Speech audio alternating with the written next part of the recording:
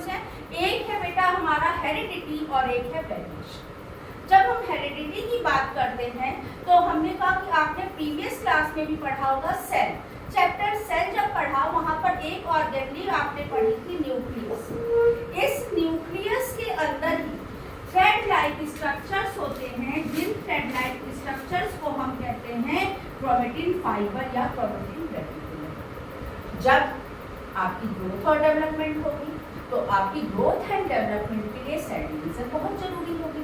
बिना cell division के तो ग्रोथ होगी ही नहीं, डेवलपमेंट होगा ही नहीं।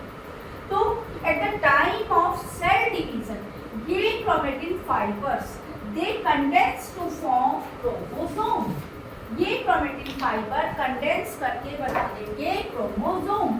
अब इसकी पूरी सेल डिवीजन की स्टडी आप करते हैं cell cycle and cell division chapter में। क्रोमोसोम की बच्चों जब बात करेंगे तो यहाँ पर देखिएगा इसकी स्मॉलर यूनिट पर इसके ये डीएनए की सेगमेंट से बनी हुई है और इसकी यहाँ पर इसमें डीएनए के स्पेसिफिक पोजीशन पे प्रेजेंट है जीन। जीन कौन सी जीन? ये नहीं है जो जीन तुम लोग पहनते हो, ये जीन कौन सी है? That one is the jeans, JEANS होती है जो तुम लोग पहनते हो, ये है जीन। जीन इसी को कहते हैं unit of heredity. That one is the unit of heredity. कई बार देखोगे हमने कहा कि अगर मान लीजिए बच्चों के कर्ली हेयर है, किसी के कर्ली हेयर है, तो पेरेंट्स के हो सकता है, मम्मी की या पापा के, किसी के मदर या फादर के किसी के कर्ली हेयर्स हो। कलर ऑफ द आईज, जैसे आप लोग देखिए ब्राउन कलर है आईज का, है ना, तो वो कंडीशन क्या है, वो किसके थ्रू ट्रांसफर हो रहे हैं? वो इसी जीन्स के थ्रू ट्रांसफर हो रहे हैं। और the characters which transfer from parents to offspring, these characters are known as heredity। उन कैरेक्टर्स को हम बोलते हैं हेरिडिटी। अब भाई एक पेरेंट के, अगर हमने कहा कोई भी पेरेंट्स हैं तो उनके एक से ज़्यादा बच्चे होते हैं। मान लीजिए एक है, जो किसी फैमिली में आपको सिंगल चाइल्ड मिलेगा, किसी में 2 भाई बहन भी हैं आपके, तो क्या है, क्या सारी सिमिलरिटीज एक जैसी होती हैं? या ऐसा तो नहीं है कि जो भी कैरेक्टरिस्टिक्स आपकी पेरेंट्स से ऑफस्प्रिंग में आ रही हैं वो सारी कैरेक्टरिस्टिक क्या सेम होती है आप लोगों की?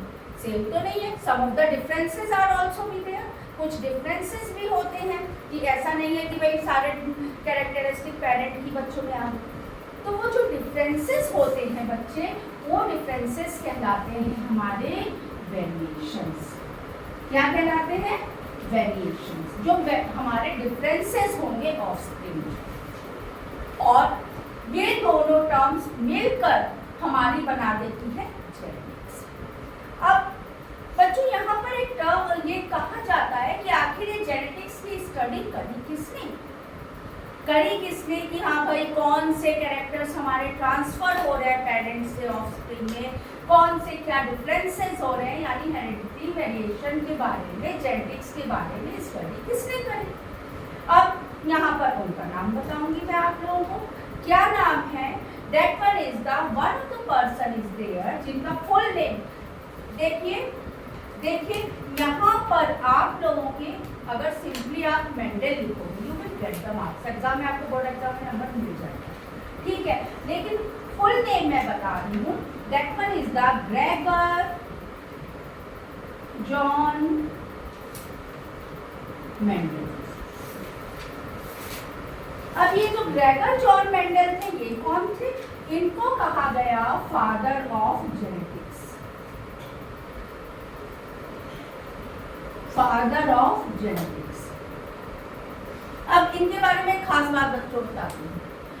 ये जो ग्रेगर जॉन मेंडल थे, ये जो मेंडल थे, ये हमारे फादर ऑफ जेनेटिक्स कहलाए। क्यों कहलाए? इनके बारे में सुनिए। ये क्या थे? ये बनना चाहते थे टीचर, लेकिन जो टीचिंग के लिए जो एग्जाम था वो ये क्वालिफाई नहीं कर पाए, पास नहीं कर पाए। देन इन्होंने एक चर्च ज्वाइन किया। अब उस चर्च में अब देखा जाए तो दिमाग तो इनका वही था कि हाँ हमें तो कुछ some of the work we have to do. तो इस कंडीशन में इन्होंने क्या किया, जो चर्च का जो गार्डन था वहीं पर इन्होंने प्लांट लगाया। वो कौन सा प्लांट लगाया बेटा? दैट प्लांट इन्होंने लगाया गार्डन पी का। ध्यान रख लेना, क्वेश्चन आता है बोर्ड एग्जाम में, पूछा जाता है, क्या पूछा जाता है, name the scientific name of the plant on which Mendel work, जिसको मेंडल ने सेलेक्ट किया था अपने एक्सपेरिमेंट के लिए। दैट नेम इज द, इसका साइंटिफिक नेम बच्चे पूछते हैं, साइंटिफिक नेम है इसका पाइसम सैटिवम। अब इसका मैं रूल बताऊंगी, देखो हमेशा ध्यान रखना, कोई भी साइंटिफिक नेम लिखा जाता है वो दो नेम के साथ लिखा जाता है। आप लोगों ने जब किंगडम क्लासिफिकेशन चैप्टर पढ़ा होगा तो आपको पता है कि कोई भी लिविंग ऑर्गेनिज्म है हमको सबसे पहले दो किंगडम में कर देते हैं, प्लांट्स को प्लांटे किंगडम में, एनिमल्स को एनिमेलिया में। तो अब प्लांटे किंगडम में ही किंगडम के बाद आता है बेटा फाइलम, जिसमें कॉर्डेट्स नॉन कॉर्डेट्स आ गए, एनिमेलिया अगर है तो। देन फाइलम के बाद डिफरेंट क्लासेस आती हैं, क्लासेस के बाद phylum, class, order, family, genus और लास्ट में आती स्पीसीज। जैसे मैंने बताया मैंगो है, अगर मैंगो है तो मैंगो का साइंटिफिक नेम पता है तुम लोगों को क्या होता है? मैंगो का साइंटिफिक नेम होता है मैंगीफेरा इंडिका। Mangifera indica. अब देखो यहाँ मैं चाहती तो यहाँ पर भाई एम कैपिटल लिखा, ये आई भी इसको कैपिटल कर देती, लेकिन अगर ये करती ना बेटा तो ये बिल्कुल गलत हो। हमेशा कुछ रूल्स होते हैं साइंटिफिक नेम लिखने के, हमेशा ध्यान रख लेना।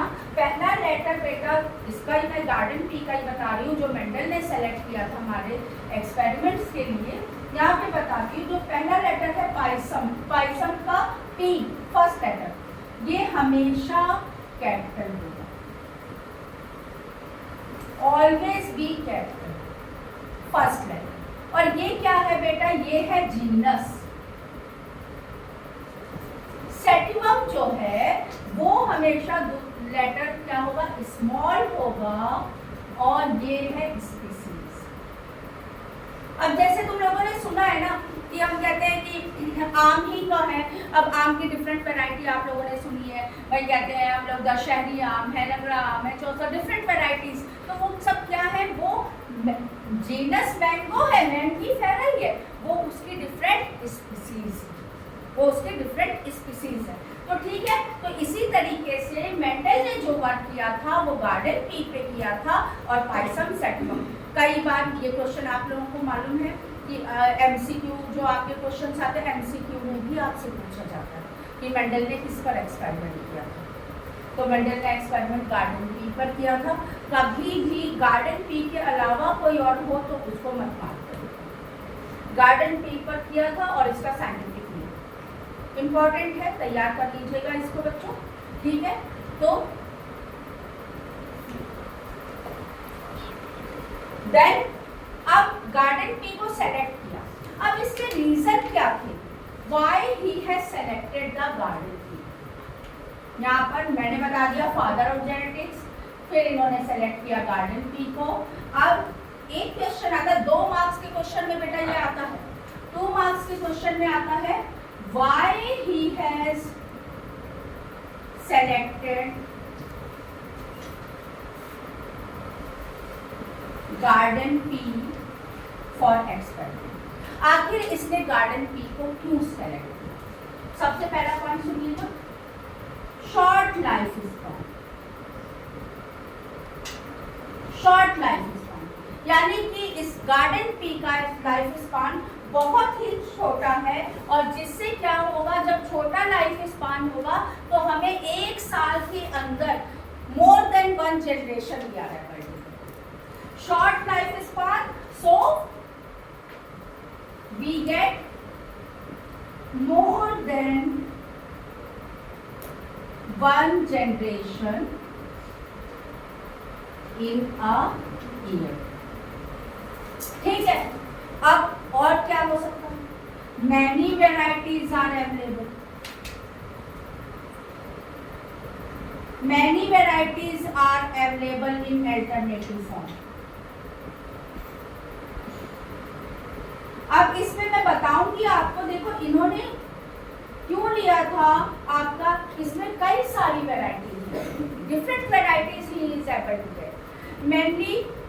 मेनली इसने जो है आपका 7 कैरेक्टर्स लिए थे जो अल्टरनेटिव फॉर्म में, जैसे मैंने बताया tall plant, dwarf plant, round seed, wrinkled seed, different characters इसने लिए थे। और बेटा केवल यहाँ पर देखा जाए केवल और भी इसके पॉइंट्स आपको मिलेंगे कि ये सेल्फ पॉलिनेशन को प्रिवेंट किया जा सकता है, यहाँ पर बहुत सारे, लेकिन आपको केवल इतने 2 ही नंबर का ये क्वेश्चन आता है तुम्हारे पास, 2 पॉइंट तैयार कर लोगे सफिशिएंट है। ध्यान रख लेना बेटा, जितना बता रही हूँ उससे बाहर कुछ पेपर नहीं जाएगा तुम्हारा, तो लेकिन जितना बताती चल रही हूँ उसको समझ के चलो, ठीक है। तो ये 2 मैंने पॉइंट्स इसके बता दिए। अब नेक्स्ट वीडियो में, नेक्स्ट पार्ट में मैं आपको इसका ये बताऊंगी कि आखिर मेंडल ने कौन से 7 कैरेक्टर्स लिए। तो जितना आज हम लोगों ने डिस्कस किया है वो सारा अच्छे से प्रिपेयर करेंगे, और कोई आपको और कोई क्वेरी हो, कुछ हो तो आप कमेंट कर सकते हो। तो that one is all for today's class. Thank you.